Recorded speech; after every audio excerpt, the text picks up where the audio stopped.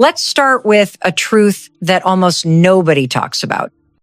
Avoidants don't respond to love the way most people do.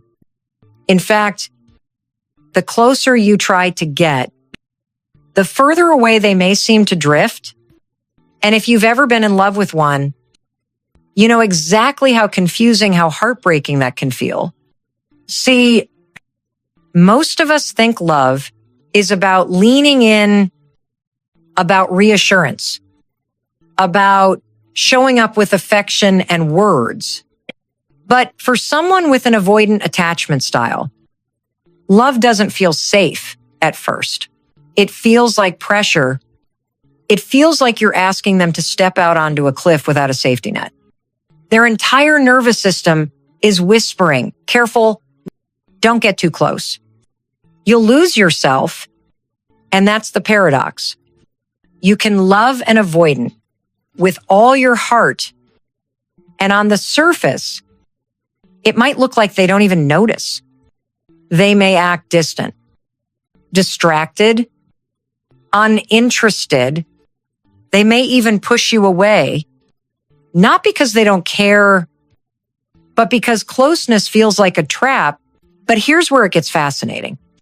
When an avoidant actually feels safe, when they believe they are truly loved, everything changes.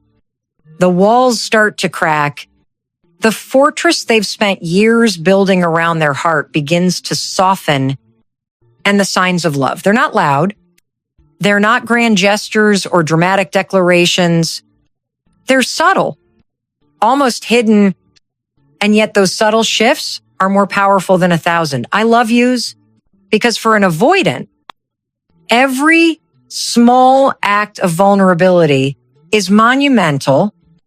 It's proof that love has reached them. So if you've ever wondered, how do I know if my avoidant partner really loves me? Stay with me, because I'm going to show you the exact signs, the quiet signals that reveal when an avoidant is not just in love, but when they finally feel safe enough to show it. Now, before we dive into the specific signs, let's take a step back and talk about what's really happening here. Because once you understand why avoidants behave the way they do, their actions stop feeling so personal and start making a lot more sense. Here's the psychology in simple terms. All of us, every single human being, develops what's called an attachment style. It's basically the blueprint your nervous system follows in relationships, how safe you feel with closeness, how much you can trust love, and how you respond when intimacy gets intense. For people with an avoidant attachment style, closeness has always felt risky. Usually, it goes back to early experiences. Maybe as a child, they had to be self-sufficient because their caregivers weren't consistently there for them. Or maybe they learned that showing emotions, crying, needing, depending on someone, led to disappointment or rejection. So they built a strategy. Don't need anyone. Don't get too close. Handle everything yourself. That strategy works when you're a kid trying to survive. But as an adult in a relationship, it becomes armor. And here's the catch. Armor doesn't just keep out pain. It keeps out love. To think of it like this. An avoidant is living inside a fortress. The walls are tall, thick, impenetrable. From the outside, it looks like they don't need anyone. But on the inside, there's still a very human heart that craves connection. It's just terrified of being swallowed up or hurt again. So what happens in relationships is this. When someone leans in with love, the avoidance nervous system panics. It interprets closeness as danger. That's why they pull away, why they act distant, why they seem to disappear just when things get real. It's not rejection, it's fear. But here's the hope.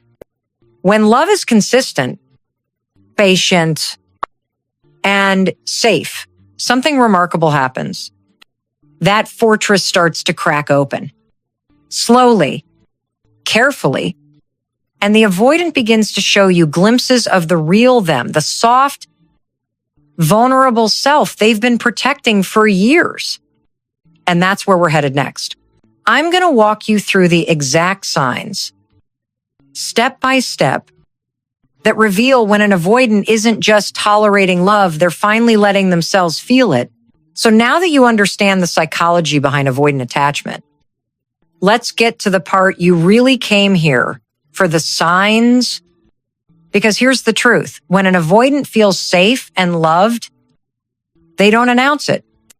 They don't suddenly transform into the partner who's showering you with love notes and constant affection. That's not their language. Instead, what happens is subtle, almost invisible if you're not paying attention. And this is where so many people miss it. They keep waiting for the dramatic, movie-like proof of love, while the avoidant is quietly showing it in their own way. Think of it like this. Imagine a wild animal that's been trapped its whole life. When you first open the gate, it doesn't sprint into your arms. It hesitates. It tests the air. It takes one cautious step forward, then another. That's exactly how avoidants move toward love, tentatively, carefully, but with immense courage. And here's why this matters. If you can spot these signs, you stop doubting. You stop asking yourself, do they love me, or am I imagining it? Instead, you start seeing that love is there. It just speaks in whispers, not shouts. So over the next few minutes, I'm going to walk you through the 8 hidden signs that reveal when an avoidant has actually let love in. These aren't the obvious ones. They're not the fireworks, the over-the-top gestures, or the constant I love yous. No, these are the quiet shifts that tell you they feel safe and they trust you. Ready? Let's dive into the first sign, one that is absolutely monumental for an avoidant letting down their guard. The very first sign that an avoidant feels truly loved is this. They let down their guard. Now, you have to understand vulnerability for an avoidant is not casual. It's not easy. It's not something they sprinkle into a conversation the way some people do. For them, vulnerability feels like standing at the edge of a cliff with no safety net beneath them. Their instinct is to stay armored, to rely on themselves, to never reveal too much. But when they feel safe, when they believe they are genuinely loved, something extraordinary begins to happen. The armor loosens, the mask slips, and for the very first time, they let you see the real, raw human underneath. It doesn't always come in dramatic fashion. It might be small. They share a story about their childhood that they've never told anyone. They confess a fear they usually laugh off, or maybe in an unguarded moment, they let you see them cry. And let me tell you, if an avoidant allows tears in your presence, that's monumental. That's not just emotion.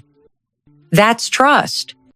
Because for them, letting down their guard is the ultimate risk. It means they're handing you the most fragile part of themselves and silently asking, can I trust you with this? Will you still love me if I'm not perfect?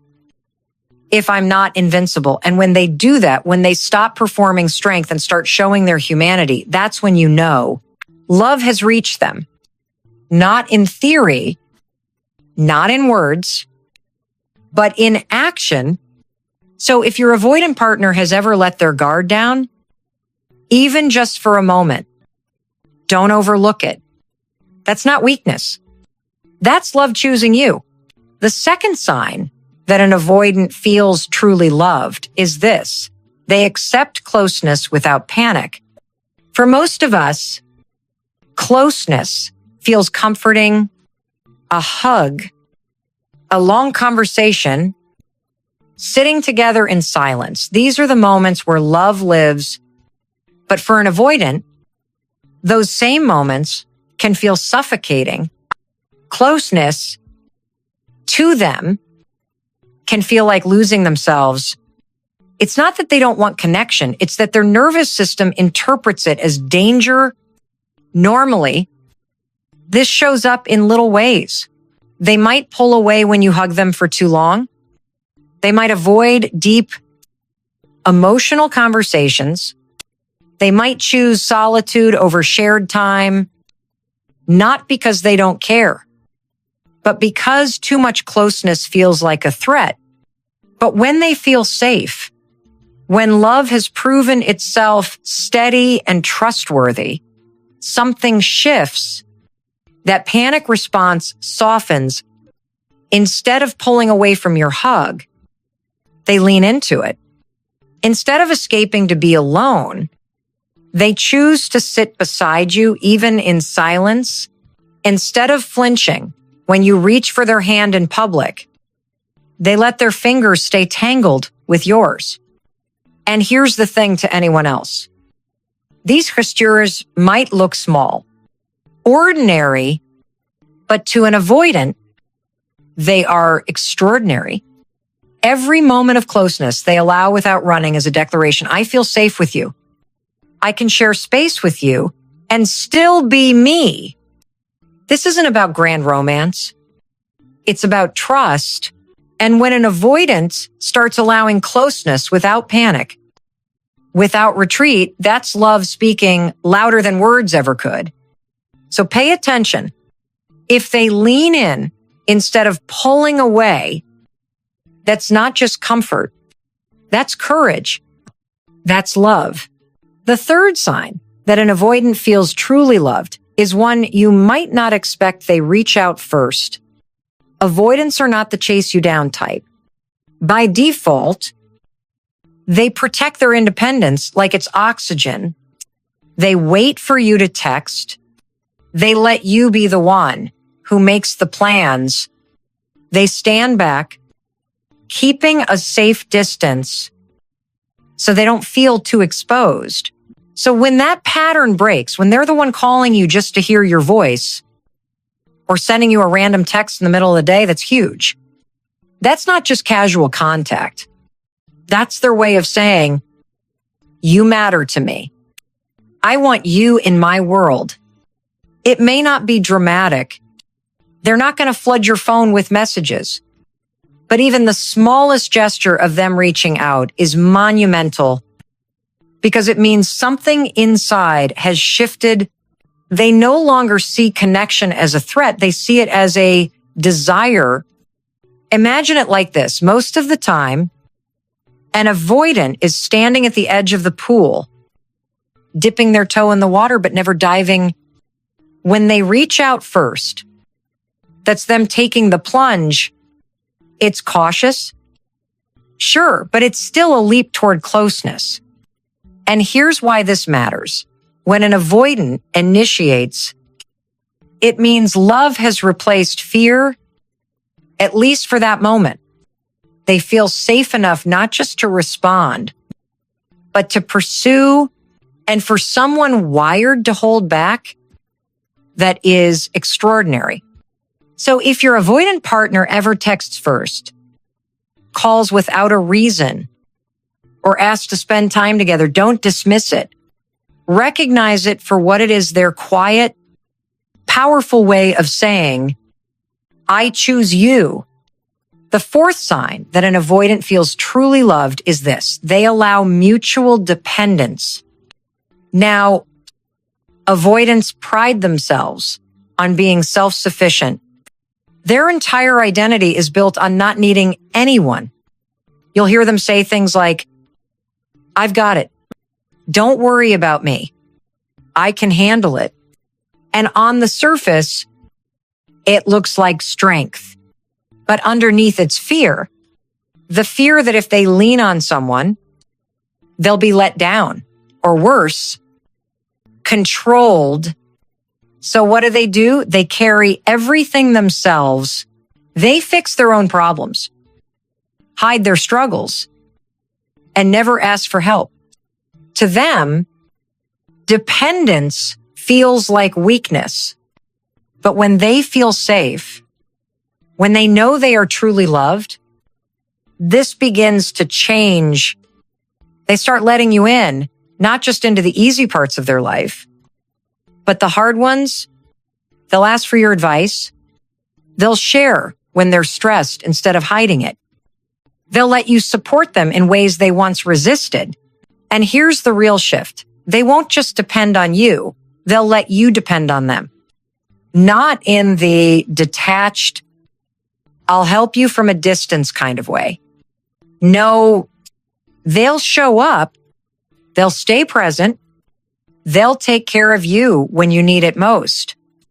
This is massive because it represents what avoidants fear, most interdependence. The give and take of real partnership, for them to lean on you and let you lean back, that's love. That's trust. That's them saying, I no longer see dependence as a trap. I see it as connection. So if your avoidant starts opening that door, if they let you in and stand by you too, that's not small. That's everything. The fifth sign that an avoidant feels truly loved is this. They start talking about the future. Now, let me be clear. Commitment is usually the biggest trigger for an avoidant. The idea of being locked in terrifies them. Conversations about moving in together, marriage, or even long-term plans can feel like chains. And because of that, they avoid the topic entirely. It's not that they don't dream. It's that dreaming out loud feels like surrendering their freedom. But when an avoidant feels safe, when they finally believe your love doesn't threaten their independence, the shift is undeniable. Suddenly, the future doesn't feel like a trap. It feels like possibility. It won't come as a big announcement.